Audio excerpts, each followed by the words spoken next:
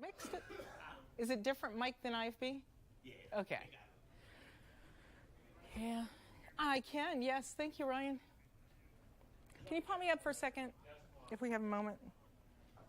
I didn't have time to fix my hair or much anything else.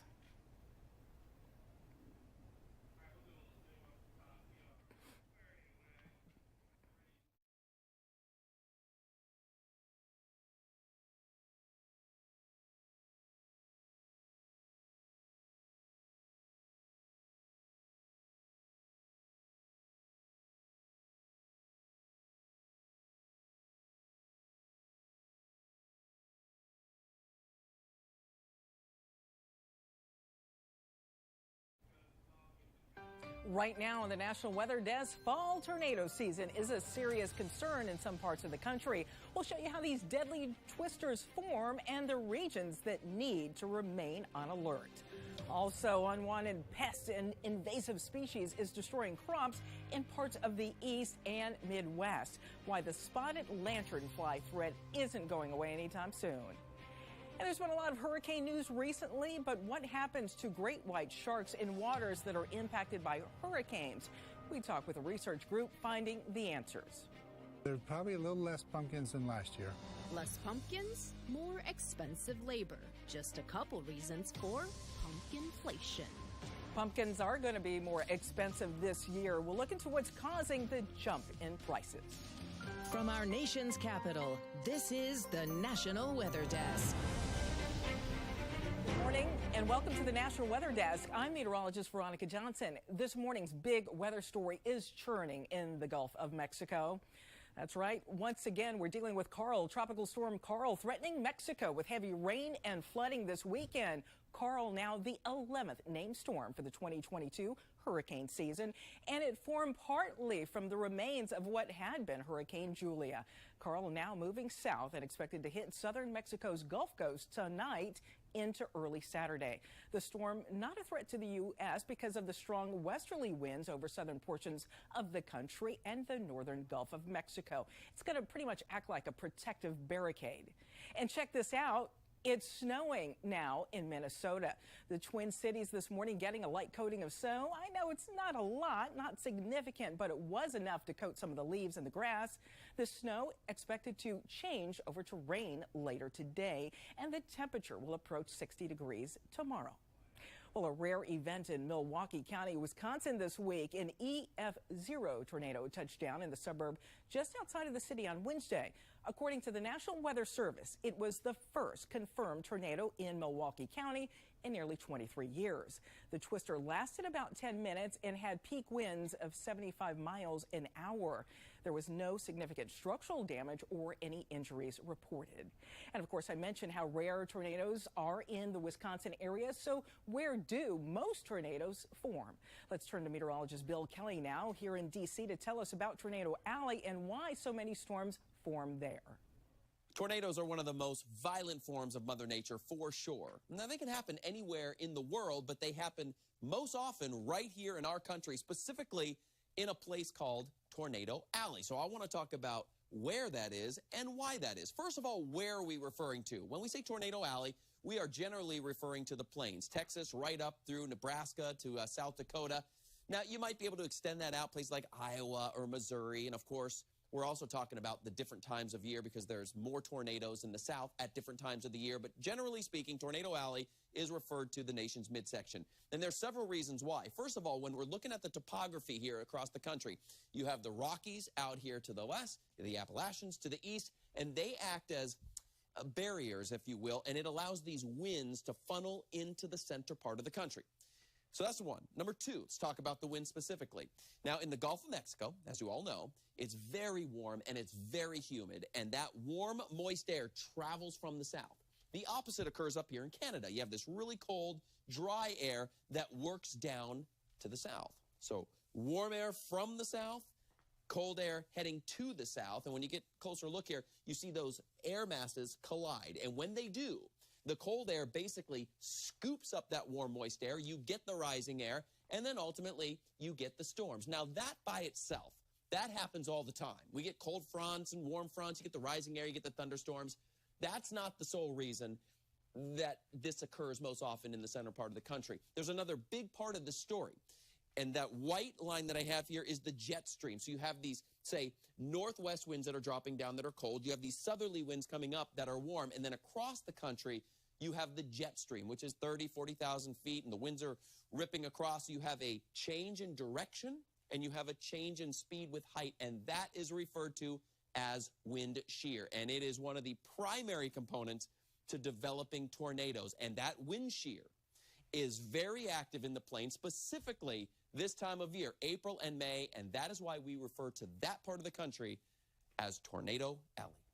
And we have many more weather explanations like what you just saw there on our YouTube page. Just search for the National Weather Desk and, of course, subscribe. Well, fall traditions like Halloween are just around the corner, but a summer heat wave in some parts of the country now means paying higher prices for smaller pumpkins this season. Let's go to Las Vegas, where Ophelia Young explains. A little more spice in your pumpkin's price. I did notice that there was a few smaller ones and only a couple of real big ones. But to buyers, it's still everything nice. $7.75. It's worth it. It's worth it. They didn't think twice. A cashier said last weekend was the busiest she had ever seen the orchard. Mark Rubin has been the director of the orchard for 13 years now. There's probably a little less pumpkins than last year. Less pumpkins, more expensive labor. Just a couple reasons for pumpkinflation. Our fertilizer costs are much higher. Shipping. More than half of their pumpkins are shipped in from Utah. And they really had a hard time this year, too. Have you noticed a difference in these? They're smaller as well. Yeah. And there's another one that's pink. How much smaller would you say? Oh, it's probably 20% smaller. The price uptick is nationwide, but even higher in Las Vegas because of some of the extreme weather since the seeds were sown in July. Came off of August where it was humid and cooler, and then in September it got really dry and really hot for I don't know how many days, seemed like 10 days at least. And they're just stressed out, the pumpkins, as a result of that. And so they had to hurry up and mature. Back at the checkout line, $41. Yeah, and I don't think that was so awful. Everything's going on. It's crazy in the world right now, so it doesn't really surprise me. a few dollars more, worth the gourd memories. It's the experience, having the ability to go out into the field and actually pick a pumpkin. I didn't have to go to school either, so I'm happy about it. I mean, growing up, I was able to go to pumpkin patches, and I want him to be able to do the same thing, so. And Mark is looking for solutions to keep costs low for next year, one of them being a big canopy to provide shade to the produce. He said it'd be even better if it was solar. Well, for the past couple of weeks, we've been showing you fall colors from different parts of the country. In some places, the leaves are already dropping fast, but everyone hasn't seen the color pop just yet. Let's go to Eugene, Oregon, where meteorologist Josh Cozart explains the delay. Fall has not made its way back into the Pacific Northwest yet. That's because temperatures are running nearly 10 to 20 degrees above average from Washington to Oregon. The Pacific Northwest is also known for its rain, but it's been missing. That's keeping fires burning and skies remaining smoky. All we can do now is hope that we'll start to see some rain return by the end of the month to finally make it start to feel like the fall season. An unusual weather pattern setting up over the western United States is going to give us sort of a fall flip-flop when it comes to the forecast. High pressure over the northwest and low pressure over the southwest means that temperatures in the northwest are actually going to be warmer than they are in, say, Los Angeles. Take a look at the high for Seattle of 72 degrees as opposed to 68 in San Diego and 71 for Los Angeles. That could even mean some record high temperatures in the northwest. This weather pattern is expected to regulate in the next week. And while the West is still battling those heavy wildfires, parts of Georgia are celebrating some recent rainfall. After being dry for nearly 30 days, the Macon area finally saw rain from a cold front. The clouds that you're seeing there helped to create this beautiful sunset just last night. Unfortunately for Macon, next week is looking dry with no rain in the forecast. And more amazing images have been coming in from the James Webb Space Telescope this week. The picture shows here dust rings created by two stars interacting closely with one another. According to NASA, each ring was formed when stars passed one another and the streams of gas they emitted came together, creating the dust. The rings represent over a century of dust production. Prior to the telescope's launch, scientists were only able to see dust rings using ground-based telescopes. So cool. Hey, before we head to break, a shot of some fall colors here. These were taken at the Blue Ridge Parkway in Haywood County, North Carolina. Sent to us via Chime In, and we've got more great pictures like these on our social media accounts. Just search at the National Weather Desk. Well, coming up on the National Weather Desk, Hurricanes Ian and Fiona churned up the waters around the U.S. in recent weeks. Up next, how the storms are impacting the shark populations and the invasive spotted lanternfly destroying crops. We've got more on why it's still a threat as temperatures drop.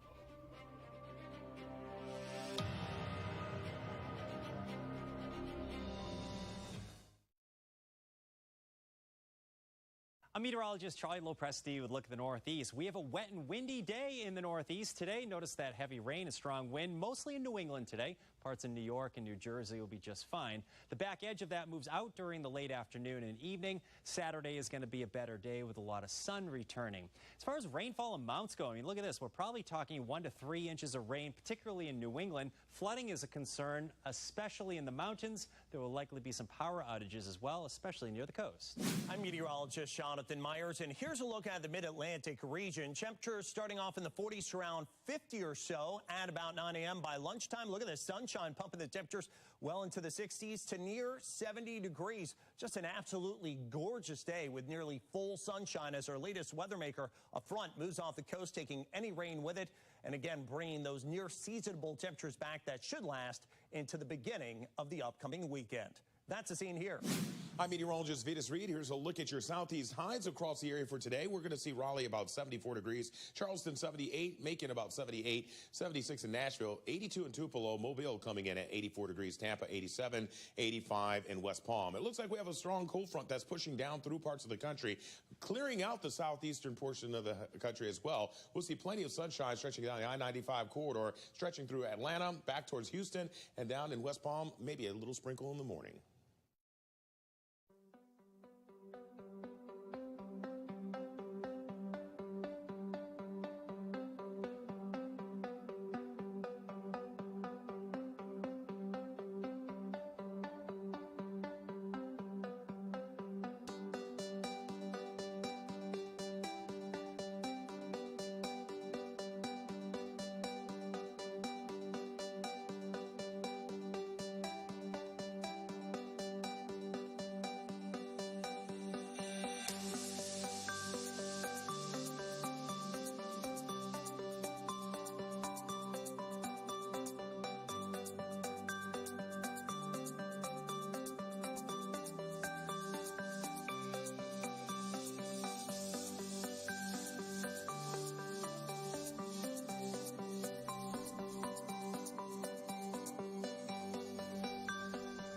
Now, let's check to see the weather in cities across the country today. We're going to start out here in Austin, Texas. This is Lake Travis, just northwest of the capital. More summer-like weather today. Afternoon temperature, 91 degrees. Plenty of wet weather expected early next week. And it's going to be a cloudy day in Sioux City, Iowa. It should be, though, dry. High temperature of 56, but tomorrow gets close to 70 degrees. So get out there and enjoy the weather. And next up, we'll go north to Flint, Michigan. It's looking like a nice day and weekend. No rain in the weekend forecast. The high today of 56 degrees. And check out the foggy morning, or it was a foggy morning there in Jonestown. They just cleared out. Should give way to more sunshine for today. Temperatures will be topping out today and this weekend in the lower to mid 60s. Well, Jaws, Shark Week, even Sharknado. America is fascinated with sharks, especially the great whites. And I think one of the reasons is they're so interesting because there's so much that we don't know about them. Emily Gracie recently spoke with OSearch, a global organization tracking and studying these ocean giants. They discussed the impact that hurricanes have on sharks and what happens to sharks that unexpectedly disappear. We've been doing a concerted effort to study everything about this animal, from molecules to whole populations, and we're coming toward the end of the study now. with just a few animals left to complete our sample. A lot of them are concentrated up near Nova Scotia right now. Is that typical for this time of year? That area up around Nova Scotia, Atlantic Canada, is a major feeding ground for them in the summertime. It's where they kind of go up to sort of bulk up for the coming winter by eating things like seals, some real energy-rich food, seals, tunas, that sort of thing. Now, Hurricane Fiona impacted that area where they are. Were you able to look and see what they did in a hurricane? They kind of did their thing. I guess they rode out the hurricane as it went through, probably stayed, obviously below the waves for a while, but then came back up and kept on going. When we look at smaller species of sharks, such as we have down here in Florida, a species in particular called the black-tip shark, we in the past saw movements of those animals with different technology as a hurricane approach that definitely indicated that they knew the hurricane was coming, and they got out of shallow water and then returned about 2 weeks later. Why shouldn't we be scared of great white? Well, great whites are not, they're not hunting people. They're not predators of people. If they were, they're not very good at it because they hardly bite any people at all. You don't have to be afraid of them, but we do need to respect them and understand that the ocean is a wild place. And when you go swimming in the ocean, if there's white sharks in that region at that time of year, then you need to be smart. All right, one last question. Whatever happened to Mary Lee? Oh, Mary Lee is probably fine and dandy doing her thing. The tags that we put on the animals have batteries that last only around 5 years. She still manages to call in by Twitter. I'm not sure quite how that works, but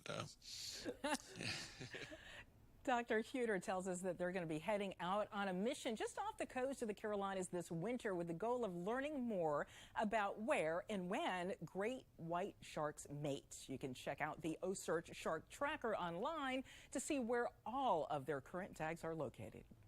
And in many parts of the country, it's prime grape harvesting season, but vineyard owners are not seeing the yield that they expected, and that is because of the spotted lanternfly. It's an invasive species first spotted in the U.S. just 8 years ago, and while cold weather does kill the flies, eggs can survive the winter. With more on the impacts of the spotted lanternfly, we head now to Charleston, West Virginia, and meteorologist Brandon Stover. It's open season on this insect. We want people to be on the lookout for spotted lanternfly, which is an invasive pest. It first appeared in the U.S. in 2014, but how did it get here? It is believed to be stone shipments from Korea into the Berks County, Pennsylvania area, and the other earlier infestation, which was very related to that, was Winchester, Virginia. No matter how they got here, the fact is they are here. They pose a big risk to vineyards and might be a problem for other plants too. The sooty mold and the secretions of the honeydew that the pest puts out because it's a plant hopper. Its main mode of transport is vehicular, truck, rail, RV. It can be on anything. To check for them at home, you may want to look into this tree. Tree of Heaven is the main host species. This is the adult stage that will be present now until basically our first killing frost. Which isn't too far off. Even though the adults may die off in the cold, the eggs can survive. This is going to be definitely something that's going to be found, I think, in a more urban environment or something that's going to be transportation related. Our team of 200 meteorologists receive lots of questions from viewers. You can typically find the answers on our social media accounts like YouTube, Facebook, TikTok, and more. All you have to do is search the National Weather Desk. And now let's take a look at what meteorologist Kat Taylor posted when asked, what are some things that you would never do as a meteorologist? Here's 5 things I would never do after working as a meteorologist. Number 5, I would never use the app that just comes on your phone. In fact, the best apps that you can find are your local TV stations apps. They're free and they're typically tweaked a little bit by your local forecasters, and that's usually a little bit more accurate than the data-driven models that you can get that just come on your iPhone. Number 4, I would never drive across a flooded roadway. 200 people die each year on average in flash flooding, and 50% of drowning deaths in flooding happen in their vehicles. So it only takes 6 inches of water to knock you off your feet, and it takes about a foot of water to sweep your car away. Number 3, I would never spend time outside if I could hear thunder or see lightning. About 43 people die each year from lightning strikes, and if you can hear thunder, you can be struck by lightning, and believe it or not, lightning can strike miles and miles and miles away from the thunderstorm. So just because their thunderstorm isn't happening where you are, if you can hear thunder, you can still be struck by lightning. Number 2, I would never ignore a warning. Severe thunderstorm warnings, tornado warnings. Even as a meteorologist, I take those seriously. They're there for a reason, and they're issued for a reason. And just because something isn't happening where you are exactly doesn't mean that something isn't happening. And we put these out because they're there to protect your life and your property. And the number one thing that I wouldn't do as a meteorologist is tell someone that they could be wrong all the time and keep their jobs. Good one. Well, check out this image from the National Park Service. This is a swarm of cannonball jellyfish that showed up on Ocracoke Island in North Carolina. According to the Park Service, some of the jellyfish will make great food for seashore birds and some of the local crabs. And as we head to break, let's take a look at today's weather window. Weather Window, presented by the National Weather Desk. Lynchburg, Virginia meteorologist George Flickinger. This is what you do when you're a meteorologist at night and you haven't seen rain in a while. You come out at 1 o'clock in the morning and watch it rain. He says they're expecting a turn next week with lows below freezing, but for now, this sounds wonderful. For more content like this, like the National Weather Desk on Facebook.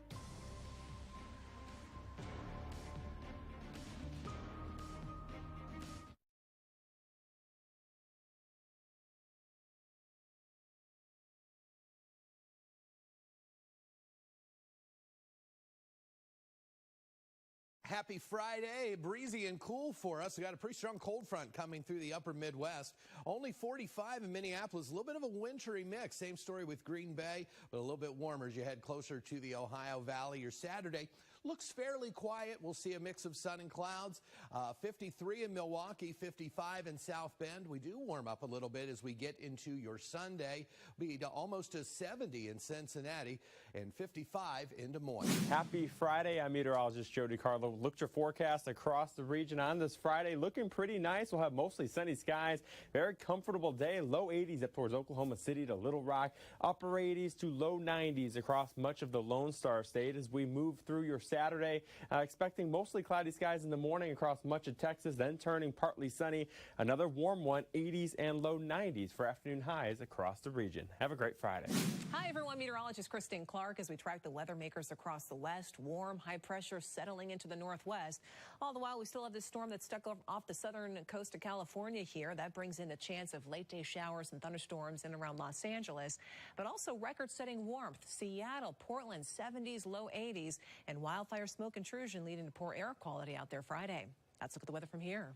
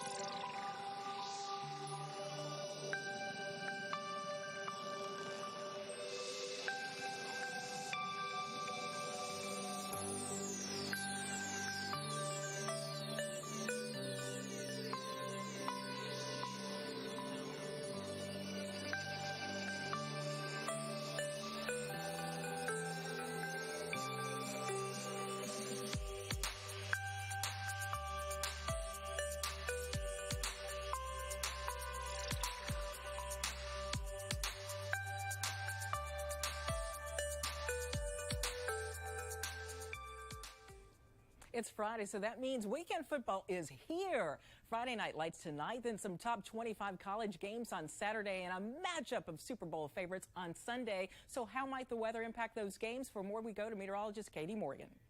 It is almost the weekend. You know what time it is. Let's talk about some pretty interesting matchups this weekend. In college football, weather is looking good as we take you to Michigan, Ann Arbor, Penn State taking on Michigan. We'll have a chance of a shower there with temperatures in the upper 50s. Big game going on in Knoxville this weekend as Alabama's in town taking on Tennessee. Temperatures good in the 70s with sunshine. And in Syracuse, weather looking very nice in New York with sunshine and 64. NFL, lots of great matchups going on here as well. It should be a good one in Kansas City. 70 and sunny with the Bills in town taking on the Chiefs. Vikings versus the Dolphins. We'll be dodging a few thunderstorms with temperatures in the mid-80s and upper to mid-60s in Pennsylvania, Philadelphia to be exact. Eagles in town taking on the Cowboys. Hope you have a great weekend. I'm meteorologist Katie Morgan.